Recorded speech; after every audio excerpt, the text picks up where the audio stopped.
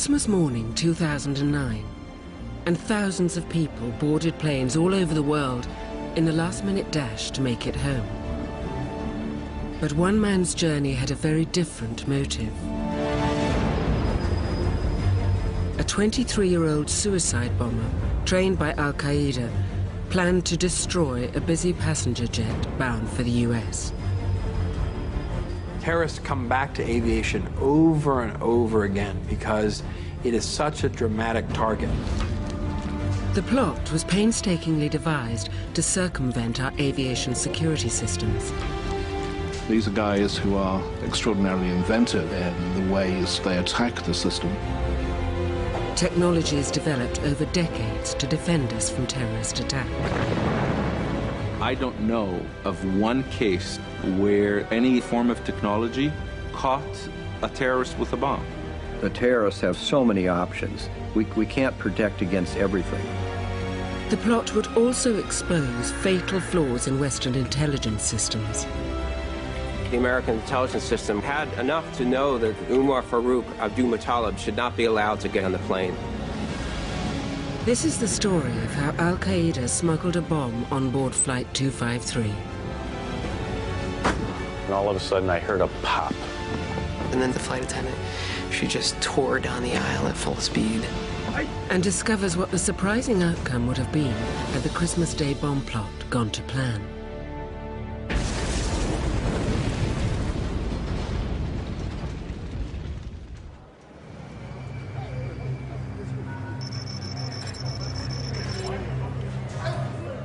Christmas Eve 2009. In Accra Airport, Ghana, a young man called Umar Farouk Abdul-Muttalib began a 23-hour voyage from Africa to the US. The first leg of his journey was Virgin Nigeria Flight 804 to Lagos. Abdul-Muttalib begins what is going to be a long journey to the United States in Accra, Ghana. He's going to fly just a few hundred miles along the coast of Western Africa to Nigeria on what is essentially a short hop of a flight. He was an ordinary-looking guy, very student-looking, very relaxed, very chilled, very clever, very intelligent, knew his way about the aviation system, didn't necessarily generate any concern to anybody. Abdul-Muttalib's appearance may have been just of a kid traveling alone on his way to the United States, perhaps to visit friends or family. He was part of a quite sophisticated plot. In a very real sense, Abdul-Muttalib didn't fit the stereotype of what I guess many of us assume a terrorist is. The Western-educated son of a wealthy Nigerian banker was used to international travel, but today's journey would be different. Abdul-Muttalib was on a mission to get through airport security in 3 different countries and board a plane with a bomb in his underwear. Unknown to everyone else, sewn into his underpants is a military-grade explosive that is known to be a threat to aviation. Abdul-Muttalib's 7,000-mile journey will take him via Lagos to Schiphol in the Netherlands. There he plans to board a flight to Detroit. As the plane prepares to land in America, he will explode his device. Abdul-Muttalib's bomb plot would be just the latest in a long line of terrorist attacks on passenger airliners. Attacks that seem to have evaded every new attempt to tighten security. There's a constant battle going on between terrorist organizations on the one side and the aviation industry on the other side. As things have evolved over time, the terrorists are looking at how we do things, and they're finding vulnerabilities. And the game is continually changing, and the problem is they have multiple ways of achieving their goal. The Christmas Day attack would once again push the boundaries in the cat-and-mouse game between terrorists and the constantly evolving security systems they seek to evade. Al-Qaeda has the unique advantage of being an enemy on the offensive, being very crafty and innovative, but also being able to understand almost instantaneously via the internet and the press what its enemy, the United States, the UK, and others, are doing to stop it.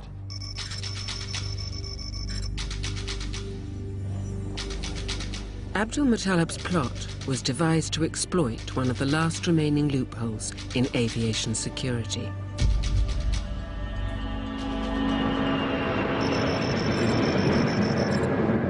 Just after 8 p.m. on Christmas Eve, Umar Farouk Abdul Muttalib touched down in Nigeria, completing the first leg of his journey. He had smuggled his bomb through one airport security check and onto a plane undetected. He was now 22 hours away from his goal, detonating his bomb inside a US plane packed with passengers. At Lagos Airport, one of Africa's biggest, Abdul Muttalib faced a well-established series of aviation security checks before he could board his flight to Schiphol. Like all international airports, Lagos follows a strict airport security protocol known as ICAO Annex 17. It sets down basic security procedures developed over decades to prevent terrorist attack.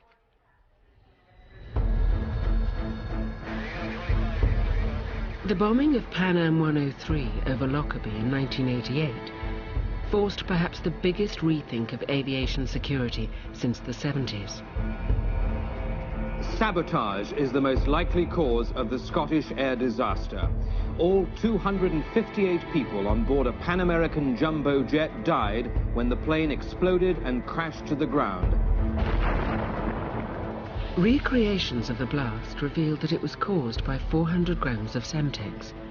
The explosive was hidden inside a radio checked into the hold by a passenger who didn't board the plane. The attack led to rules requiring hold baggage to be screened to deter terrorists.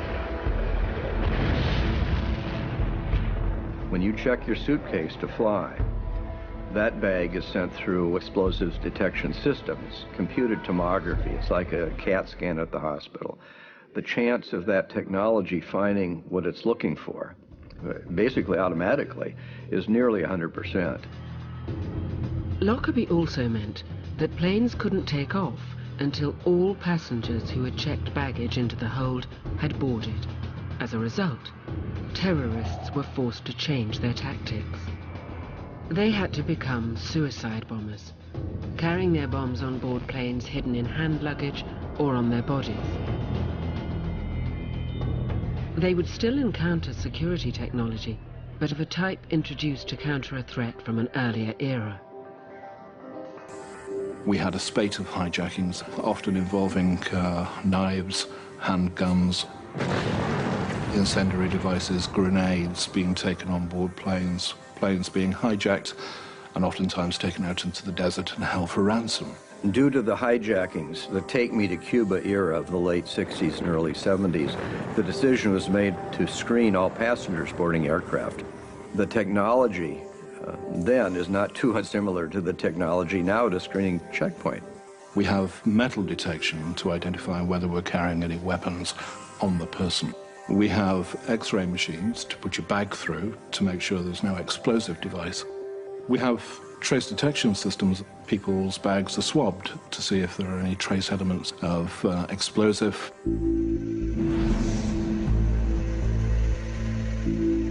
When a passenger enters a metal detector arch, it sends pulses through the body, creating a magnetic field that reflects back a signal. If the pulse meets anything metal, like a knife, or the wires and components of a bomb, an opposing magnetic field is created, which triggers an alarm. But metal detectors cannot detect explosives hidden on the body. X-ray scanning machines allow operators to see inside carry-on bags to look for the outlines of weapons and possible explosive devices.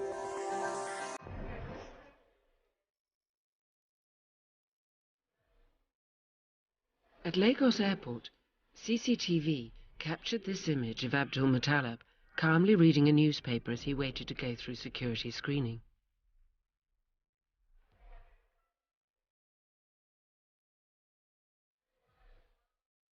He was told to put his shoes through the X-ray scanner.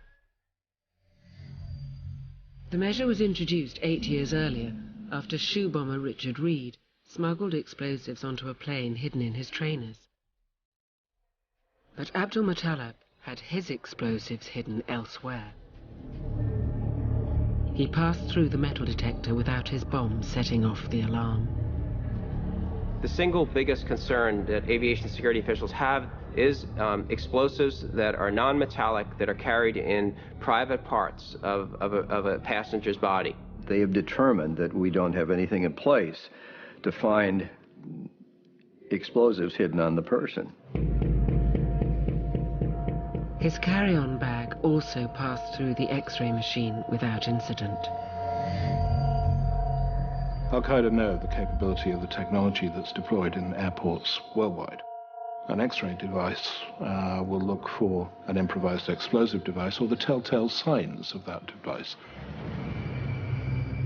Since the package of explosive was hidden in Abdul Muttalib's groin, a standard physical pat-down would almost certainly not have been intrusive enough to discover it.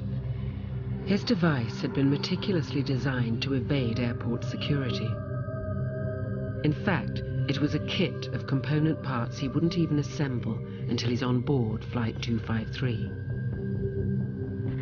The main charge was the high-explosive pentaerythritol tetranitrate, or PETN, a compound widely used in demolition. PETN is readily available. It can be used in powder form in small amounts to have great effect. It's been used by terrorists over the years, so it's not a new compound or a new concoction. The terrorists knew that if Abdul Muttalib handled the bomb, he could be caught by electronic trace detectors that sniff out explosive residue. So it's likely someone else created the device. The package, once tightly packed, would be no bigger than a mobile phone, and its plastic wrapping would deter detection. If you take the explosives and you case them in something that's not porous, in other words, it doesn't let off vapor or particles, and then you take that item, that sealed package, and you cleanse it, then nobody can find it with any technology. Instead of a conventional detonator that could be detected by metal detector or X-ray machines, he had a small amount of liquid chemical to ignite the PETN. Finally, he had a syringe to administer the chemical that he could claim he carried for medical reasons. This was the perfect device, simply made out of components that couldn't be seen by the conventional technology that we have in airports nowadays. They've developed a device here that can essentially sail through all of that security process entirely undetected. The idea of smuggling Abdul Muttalib's explosive through security checks in his underwear had already been road-tested by Al-Qaeda. 4 months before the Christmas Day attack, a suicide bomber had blown himself up in a failed attempt to assassinate a Saudi government minister. It was discovered that he, too, had passed through a metal detector with PETN hidden in his underpants. The attempted assassination of Mohammed bin Nayef, the counterterrorism chief for Saudi Arabia, was an incredibly important moment. This was a canary in the coal mine because it suggested that Al-Qaeda in Yemen was growing more sophisticated with its explosives, that they have a bomb maker that's expert in this. And it also suggested that this was a new way that they were trying to hide the explosive. Western intelligence issued no official warning to alert aviation security officials to Al-Qaeda's new deadly tactic. Standard airport security technology had so far failed to stop Abdul Muttalib. But he still faced a second system of safeguards, security documentation designed to ensure only genuine passengers can board planes. At 8:35 p.m., Abdul Muttalib presented his passport. It held a US visa granted 18 months earlier when he'd been at college in London. He cannot board a US flight without it. If he had subsequently come under suspicion, the US authorities might have revoked it, stopping his mission in its tracks. Abdul Muttalib's visa was still valid, and he was allowed to continue his journey.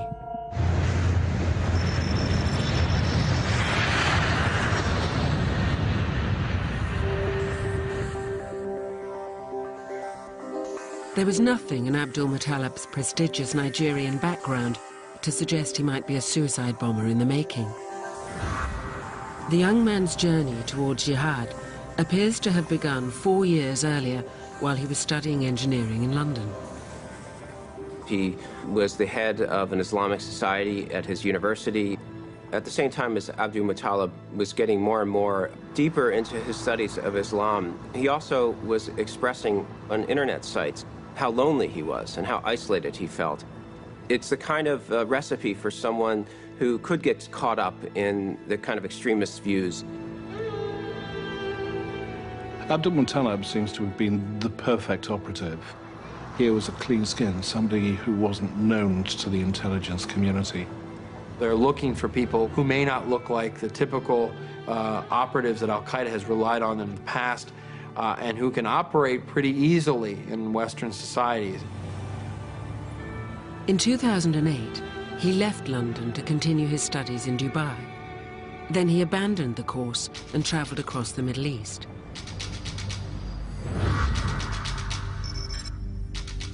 His destination was Yemen. One of the poorest countries in the region, it's been plagued by civil war and weak government. By 2009, it had become a crucible for Al-Qaeda terrorism. Yemen has always been a haven for Al-Qaeda. It's the ancestral home for Osama bin Laden. You've really had a witch's brew of problems in Yemen that has allowed Al-Qaeda to take deeper root. Matthew Salmon came to Yemen to learn Arabic. He didn't realize that one of his fellow students was an Al-Qaeda suicide bomber in the making. My first impression of him was that he was a very gentle individual. He was very soft-spoken, but very friendly as well. He never talked about his past. He inferred that when he had lived in Western societies, he was uncomfortable. One day in September 2009, Abdul Muttalib simply disappeared. I had noticed that he had left. He had left without saying goodbye to any of the students. And we all found it strange that he had left without saying goodbye to us or telling us where he was going. While in Yemen, it's believed that Abdul Muttalib came into contact with notorious extremist cleric Anwar al-Awlaki. The reach of Anwar al-Awlaki is vast, and he is like the siren song for many Westerners seeking a radicalized path within Islam. One of al-Awlaki's disciples was U.S. Army psychiatrist Major Malik Hassan, who shot dead 13 people at Fort Hood military base in Texas. Hassan had exchanged 18 emails with al-Awlaki, who also had links to the 9/11 bombers. Al-Awlaki has denied any role in Abdul Muttalib's Christmas Day attack. Abdul Muttalib had dropped off the radar, but nobody suspected that he had joined the ranks of Al-Qaeda. Except for one man, his father. In November 2009, Abdul Muttalib's father entered the U.S. Embassy in Abuja. He was concerned about his son, that his son was growing more and more radical, and that he was falling in with the wrong crowd and had traveled to Yemen. His dad is the chairman of a very big bank in Nigeria, and so this is not like just some nobody coming in from the street. He's someone that the officials there respect and take a warning quite seriously. The embassy sent a warning, called a Visa Viper, to the National Counterterrorism Center in McLean, Virginia. Analysts there established Abdul Muttalib had a visa allowing him to travel to the US. But it was decided that his father's concerns were not enough to revoke it. That kind of report comes in, dozens of times a day, maybe even hundreds of times a day from different places across the world.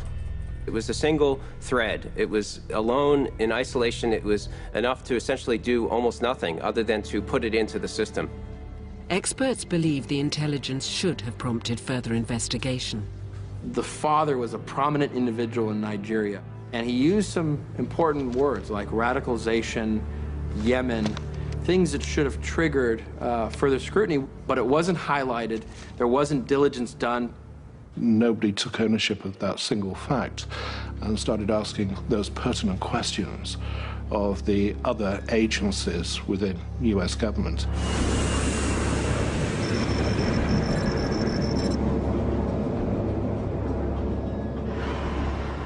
Documentalib arrives in Schiphol just around dawn. It's 5:37 a.m. Now it's Christmas Day.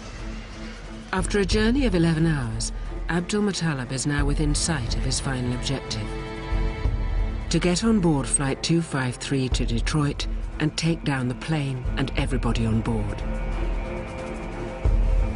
But Amsterdam's Schiphol airport is where Documentalib's murderous plan is most likely to fall apart. It is one of the world's biggest and busiest hubs, handling on average 1,100 flights a day.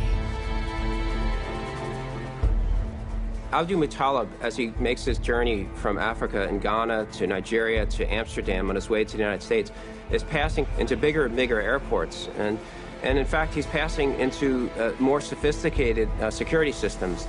In Amsterdam in particular, the security system is considered very strong. They take it very seriously. They spend the money to do it right. They've been pioneers in a number of areas of security. They come as close to doing it as right as anybody I know. And it's not just enhanced security he faces. Because Documentalib is flying to Detroit, his journey would face live online interaction with the US authorities for the first time. Post 9/11, all flights to the US have been treated as prime terrorist targets. I wouldn't say I was completely relaxed. I was just maybe a little bit nervous. I'm often a bit nervous on an American airliner flying to America. I was really surprised. I thought in flying on Christmas Day, I thought it would be rather quiet, but it was very crowded. Passengers for Northwest Flight 253 start queuing for security, unaware that one of their fellow passengers is a committed terrorist. I was traveling from Mumbai and I'm visiting India with my family. I was very excited. After 5 weeks, everybody likes to come home, and it was Christmas Day. I was very excited to meet my family members. Documentalib is required by international accord to go through security yet again. The US demands that all passengers flying to the States face extra questioning by security personnel employed by the Dutch authorities. It's a professional, one-on-one grilling designed to blow a terrorist's cover story. He's already traveled for 11 hours. He's probably tired. He's also probably increasingly nervous. You know, he's basically a novice at this. This is the last line of defense. This is the place where you absolutely have to stop the guy who has intent. If there's going to be a time that he's going to stumble, this is probably the moment. While they're asking the questions, they are looking for reactions from the person.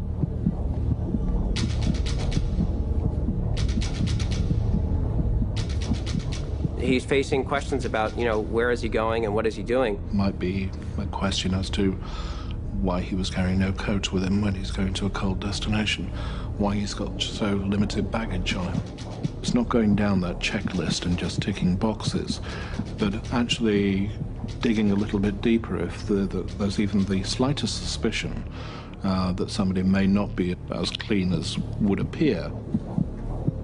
Al-Qaeda intensively train their operatives in preparation for this, the toughest moment of their mission.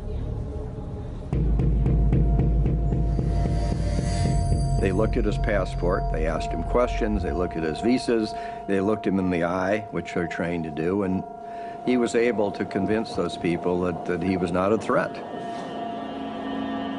Documentalib passed his biggest test.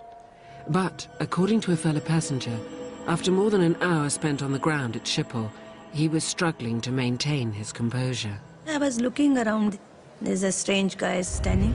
His right hand was on his forehead. and he was like looking nervous. So I was thinking something is strange or weird looking, this guy. I wanted to say to somebody, but then I said, this is not my job, this is security job, so I let it go. As the passengers check in for Northwest Airlines Flight 253, information that Abdul Muttalib was about to board an American plane was winging its way around the globe to US officials. After check-in and up to 30 minutes before the plane departs, airlines flying to the States must submit details of all passengers to the National Targeting Center. One of the NTC's jobs is to check passenger names against watch lists of individuals who might pose a direct threat to the US. A month earlier, his father had warned the CIA that his son might be mixing with Islamic extremists. Although it wasn't considered enough to revoke Abdul Muttalib's US visa, his name was added to a counter-terrorism database of people thought to pose a low-level threat. Abdul Muttalib's name, because of what his father had reported, appeared on the broad terrorist identities data mart environment, the TIDE database. That's almost 600,000 individuals at this point. That's the grand radar screen of suspect individuals. It's a hodgepodge of people. It could be something as simple as you once before had crossed the border into the United States from Mexico and were carrying some food that was prohibited, and therefore you were put into TIDE. The National Targeting Center don't routinely check the TIDE list before boarding.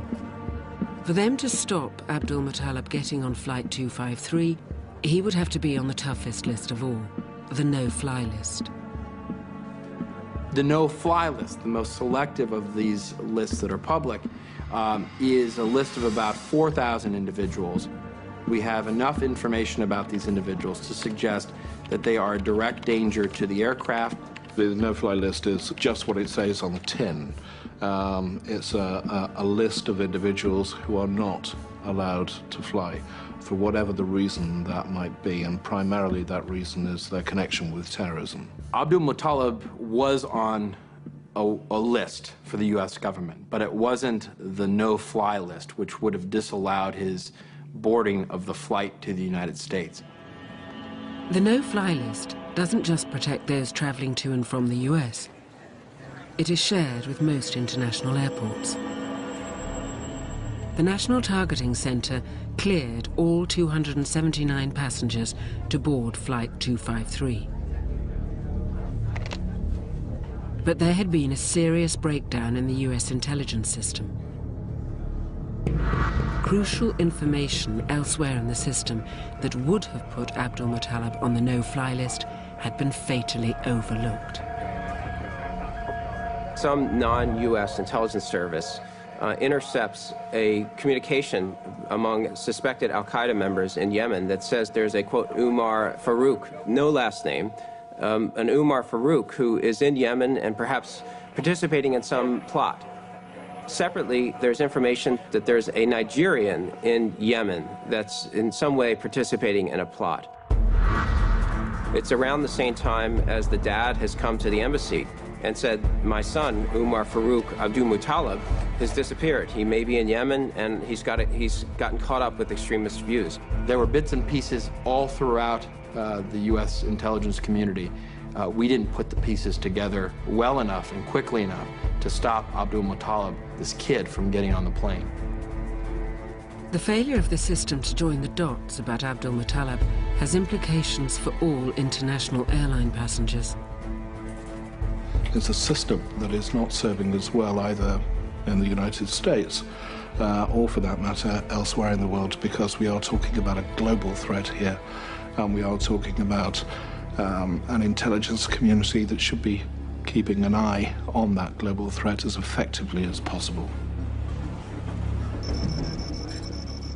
By 7 a.m. on Christmas Day, there was just one last obstacle standing between Abdul Muttalib and Flight 253 to Detroit. The final pre-gate security check. and one single piece of technology that could prove his downfall.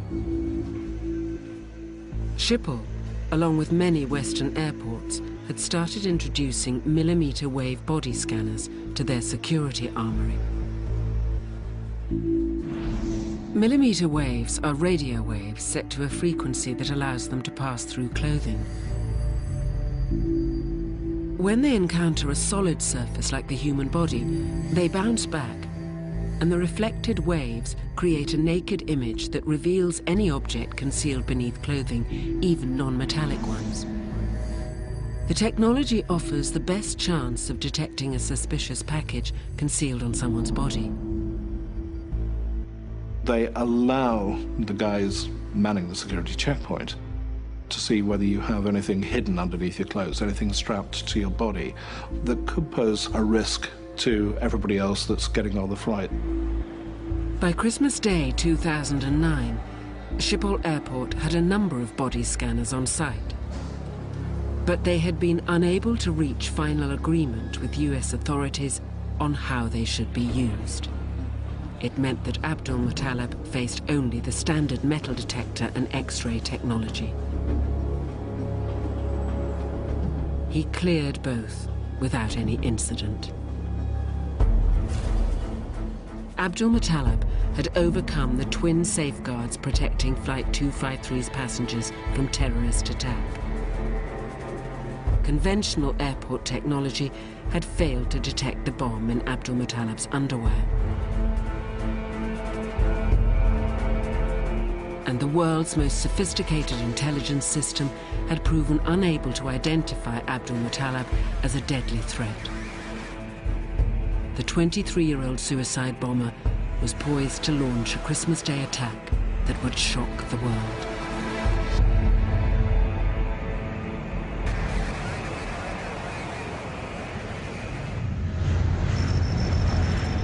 At 8:55 a.m., Northwest Airlines Flight 253 took off from Amsterdam bound for Detroit.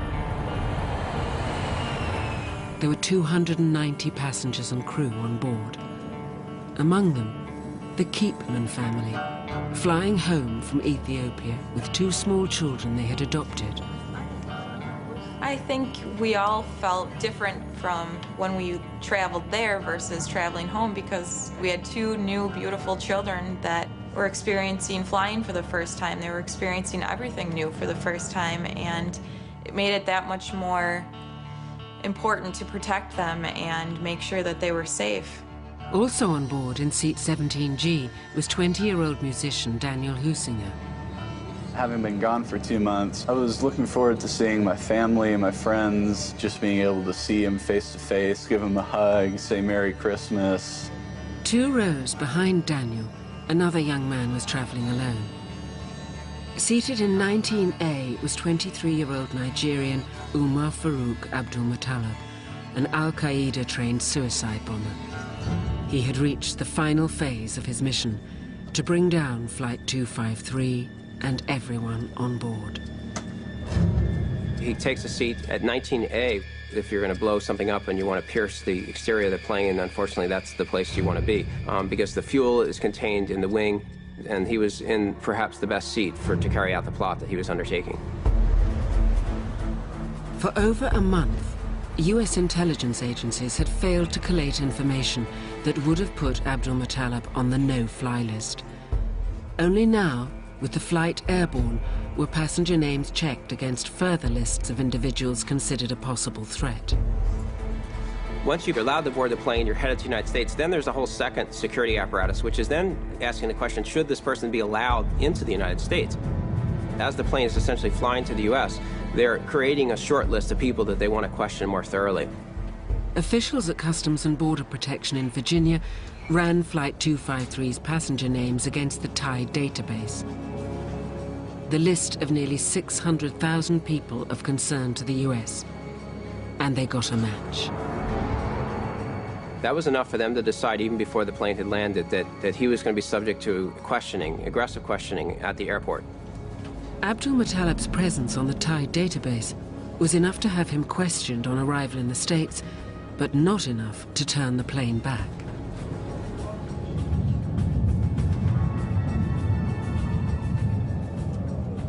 Most of the flight, we played games, read books, practiced the children's English. I think we were just so excited to get home. It was completely business as usual. The drinks, the pretzels, I watched a couple of movies, I took a little nap. We're now flying over the Great Lakes. We should be getting into the Detroit area in about 40 minutes. 40 minutes before landing, he left his seat. Pretty cold with light snow. We'll get you on the ground as soon as possible.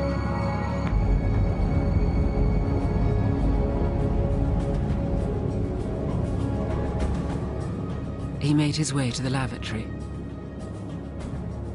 It was time for him to assemble his bomb, smuggled on board as a kit of parts. No one knows precisely what he did during the 20 minutes he spent inside the cubicle. It's thought he assembled the components of his bomb and primed his chemical detonator. He's probably gone through this routine a number of times, and it's his job. This is his big assignment. This is why he was chosen to execute on the construction of the bomb. And it has to be done on the plane, because if it were assembled, and it probably would have been noticed as he was getting onto the plane. Experts believe Abdul-Muttalib would have filled his syringe with liquid chemical. By plunging this deadly cocktail into the PETN, he hoped to trigger a violent chemical reaction, generating enough heat to trigger the explosion. But the process is difficult to achieve even in a laboratory, because the intense heat only lasts milliseconds. With his bomb and detonator primed, Abdul-Muttalib now prepared himself for the final act of his mission: to kill himself and everyone on board. 20 minutes till landing, and Northwest 253 began its approach into the Detroit area. On the ground, border and customs officials made their way to the gate to question Abdul-Muttalib when he landed.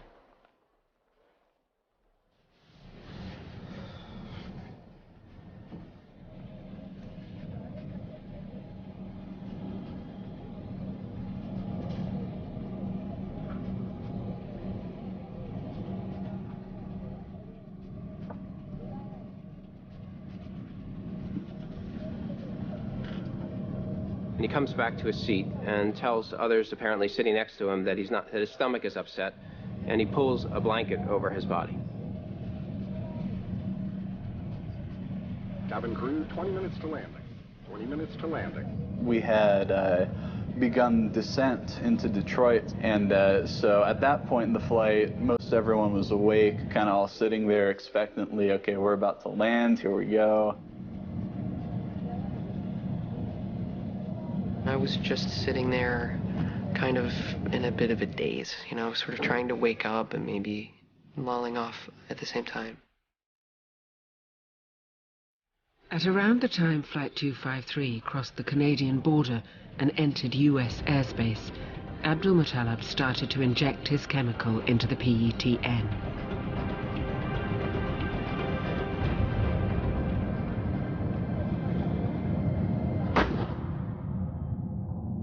The very first thing that happened was a loud pop in the cabin. And all of a sudden I heard a pop.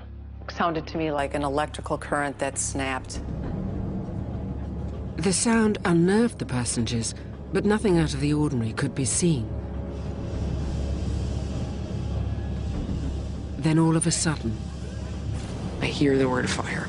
So I think, oh my God, I think the plane's on fire. And I opened my seatbelt and I just turned my back and I started looking what is happening. I immediately jumped up and started looking around, and I saw there was smoke coming out of that area. There was flashes of light. And then I smelled non-natural things burning. That smell hit me and started coughing. In seat 19A, flames are seen climbing the side of the plane's fuselage. I could see all the flame and the fire and the smoke and everything. There was a man sitting in the seat where the fire had started, and my first thought was that he had lit his blanket on fire. And there was a moment then where this woman's voice cut through everything. What are you doing? What's going on? And I could tell from the timbre in her voice that there was something something was amiss. And that's when I thought, yeah, this might not go.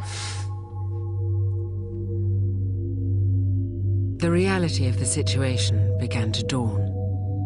I knew at that time that this was a serious event and that our lives were at stake. I was sure I was going to die. I said, that's it. That's the end of my life. The fear is beyond imagination.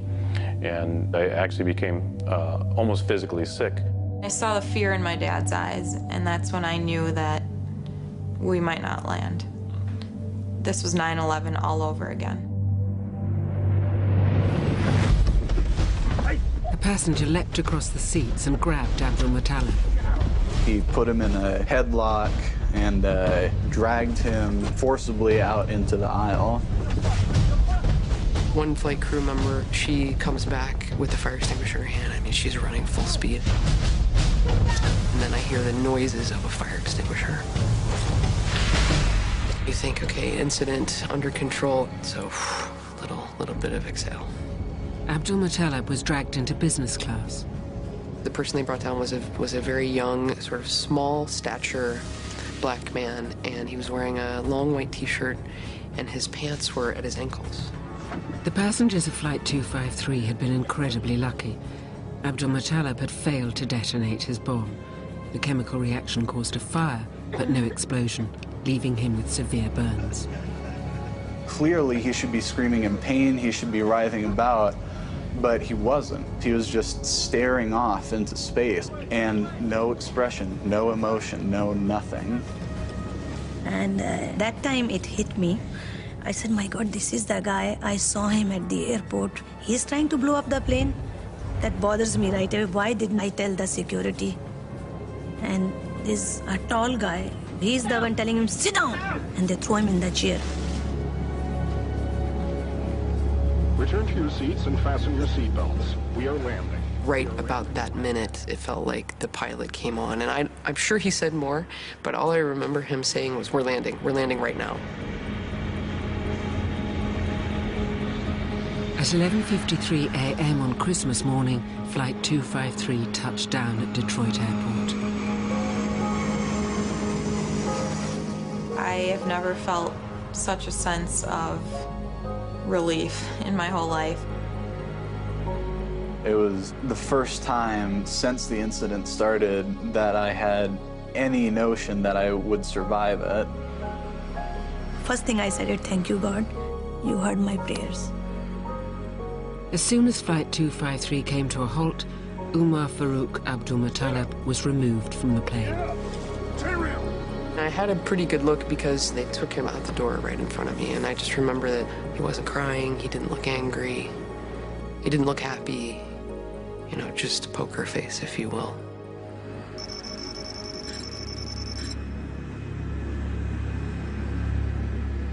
Northwest Flight 253 was held on the runway while US authorities questioned failed suicide bomber Abdulmutallab. He reportedly confessed he was trained by Al-Qaeda in Yemen and claimed there were hundreds more like him, primed to attack planes bound for the US. He later pleaded not guilty to attempted murder. Terrorists come back to aviation over and over again because it is such a dramatic target. There is a sense of drama to the potential of bringing down this, this grand symbol of modernity. Abdulmutallab had defeated the full armory of airport security. His mission ended only when his bomb failed to explode. But what would have happened if the detonation had worked? Inside a disused Boeing 747, on a winter's day in Gloucestershire, an important experiment is taking place. Dr. John Wyatt, an international terrorism and explosives advisor to the UN, wants to find out exactly how much damage the explosive device would have caused to Flight 253 had it detonated properly. What we've not seen is this very small amount of explosive in this sort of circumstances. There is still that element of the unknown until you've actually done it.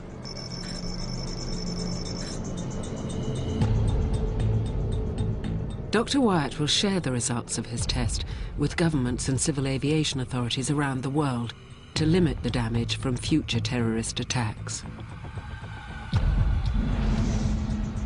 He believes that Al-Qaeda hoped the explosion would rupture the plane's fuselage, igniting the fuel tanks and causing a catastrophic crash. For the test to be accurate, Wyatt must reconstruct as faithfully as possible conditions on board Flight 253. First, the team placed 2 sets of seating on the port side of the aircraft, exactly where row 19 would have been. Wyatt believes Al-Qaeda would have known this was close to the fuel tanks on the plane. Right, so we need to put this lad in his seat. Next, a crash test dummy was positioned in the same spot as Abdul Muttalib, seat 19A. A window seat gave the bomber's device the best chance of piercing the fuselage.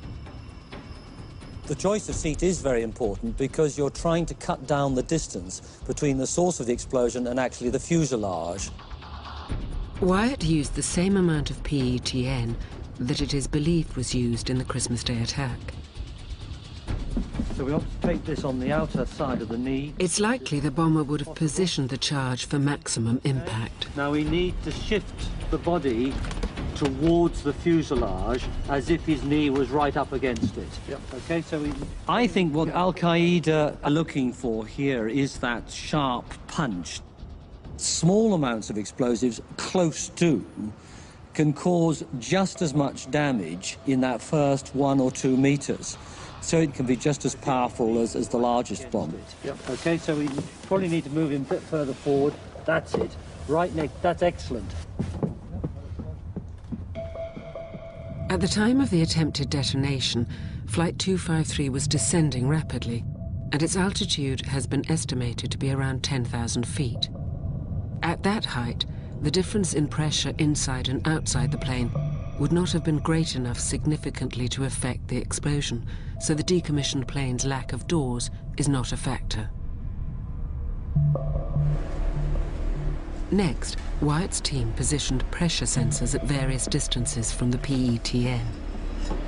It's a 500 psi sensor, and we'll measure the incident blast wave as it comes past the sensor. He wanted to discover how much damage the blast would create inside the cabin.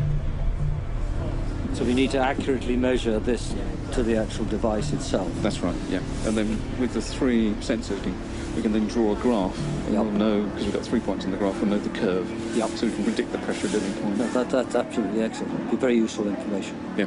I'm expecting to see what would happen within the cabin environment, and therefore the types of injuries you're going to get, is whether it actually will push through or it will rebound off the fuselage back into the cabin.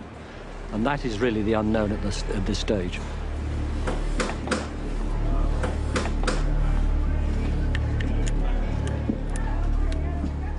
With the preparation complete, Wyatt retreated to a safe distance to watch the explosion on a monitor.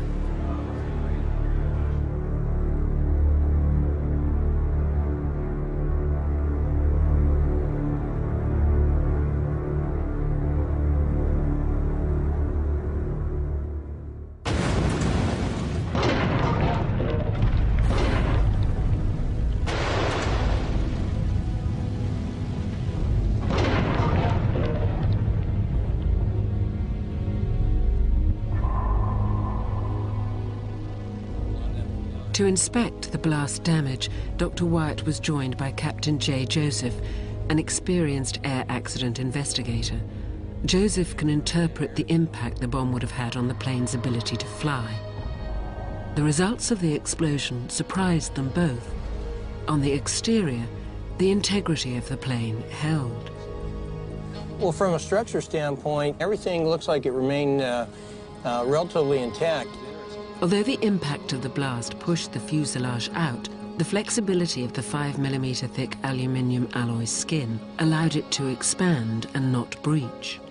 There's quite a lot of give in this, and that's what's actually happened, is that the energy is being caused to cause the bulb, but then it's allowed the pressure to go back. If it was a more rigid material, then we might have seen a crack or a breakthrough, but this is actually quite a flexible material. I was extremely impressed by the aircraft structure. It can sustain quite a hefty thump. You can see the rivet lines continue around, and they're showing good continuity. It's just that the focus point of the explosion itself where we did lose the rivets. We noticed the aircraft had lost some rivets, but no flight controls were compromised, and certainly no fuel tanks were breached. I'm very confident that the flight crew could have taken this airplane without any incident at all and get it on the ground safely. For security reasons, we cannot show details of the blast damage to the cabin interior, in case it gives valuable information to terror groups. It would have been quite horrific. Obviously, the blast itself, which would cause eardrum rupture. The noise, the smoke, not to mention the parts of the bodies that were disintegrated as part of the explosion. From analysing the blast sensors, it's clear the bomber and the passenger next to him would die in the explosion. But Wyatt believes they'd be the only fatalities. The findings are reassuring. But when people realise that they're not seriously injured, it is surprisingly how quickly people can settle down under control. The experiment revealed that the amount of explosive Abdul-Muttalib managed to smuggle on board Flight 253 was a fraction of what it would have taken to bring the plane down. I think this should be a confidence builder for passengers. After seeing what we saw today, how well the aircraft maintained its structural integrity, and obviously the pilot's capacity to fly the aircraft should give them a great deal of confidence. Dr. Wyatt is confident that none of the footage shown of the test gives any critical information to terrorist organizations. Even though Abdul-Muttalib's bomb would have failed to bring down Flight 253, the plot exposed a gaping hole in US intelligence systems that even embarrassed the president. When a suspected terrorist is able to board a plane with explosives on Christmas Day, the system has failed in a potentially disastrous way. And it's my responsibility to find out why and to correct that failure so that we can prevent such attacks in the future. This year, President Obama ordered changes to the way intelligence agencies analyze information. Unfortunately, there's been too much emphasis on hoovering up information. The question mark remains over what happens to the information once it enters those big computers in the United States. This included improving database integration and new ways to ensure terrorist watch lists are updated with more zeal and regularity.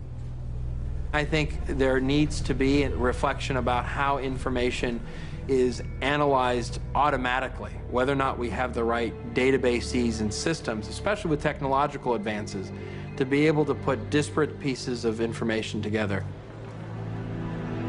But Abdul-Muttalib also defeated security screening at 3 international airports, proving that Al-Qaeda had found a way to breach the existing systems. The lesson here is that we have to make it more difficult for these people to bring components aboard the aircraft. The problem we have is that the technology we have in place at the screening checkpoints do not enable the screeners to find what it is they're looking for. But the next generation of airport security technology could solve that problem. Body scanners, which generate an image of a passenger naked, are already available. But the scanners have been criticized for contravening privacy laws. If we respond to the privacy folks and we start blurring out parts of the body, then we definitely are not going to find what we're looking for. Regardless of privacy concerns, Gordon Brown has erred on the side of caution at all UK airports. People will see gradually being brought in the use of full body scanners. They now operate at Heathrow, Manchester and Birmingham, and President Obama has ordered 150 body scanners for US airports. But the Christmas Day bomb plot has cast doubt over whether scanners are able to detect the most carefully concealed package. What happens if you put those same items within a body cavity? Then you open a whole new series of problems. Nothing's 100%. I think body scanning should be one of the tools that we use in aviation security until something better comes along. There's a growing belief that simply relying on yet more technology is not the answer. I don't know of one case in aviation security where an X-ray machine or a metal detector or any other form of technology caught a terrorist with a bomb. Nothing in security is foolproof, nothing. But I can tell you that with profiling, with a human-based system, you get as close to perfect as you can. Brandes worked in security at Israeli airline El Al. They pioneered a new layer of security designed to identify potential terrorist threats. It's called behavioral profiling. The concept of looking for indicators in someone's behavior, story, identity, overall appearance. The issue for us is not so much to look for the means of the attack, but rather look for the intent. Instead of relying solely on questioning at security checkpoints, specially trained operatives patrol airports on the lookout for suspicious behavior. You have to have people on the ground who, as they see suspicion, go after it, question it, deal with it. For instance, a passenger with too little luggage with them. That could indicate a passenger who is not really planning on landing. Since El Al introduced profiling over 20 years ago, they haven't had a single terrorist incident. It's something that can be adopted throughout the world. It just means changing the way we work, not buying more stuff. Behavioral profiling is already in operation in 150 US airports and is now being trialed at Heathrow.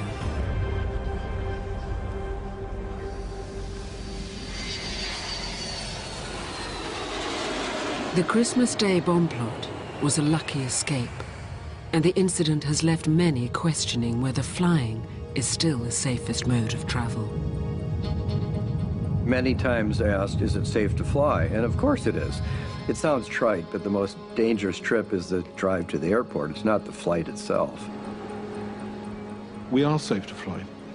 The likelihood of getting on a plane tomorrow and being caught up in an instance such as happened on Christmas Day is remote. If we get ourselves back into a position where we're living within a culture of fear, then of course the terrorists have won by doing absolutely nothing. Tomorrow I'm going to take the same flight, Northwest 253 from Amsterdam to Detroit. And I want to tell them, look, I'm taking same flight again. I'm not scared. We have to be all feel strong. They are trying to scare us. We are not going to be scared.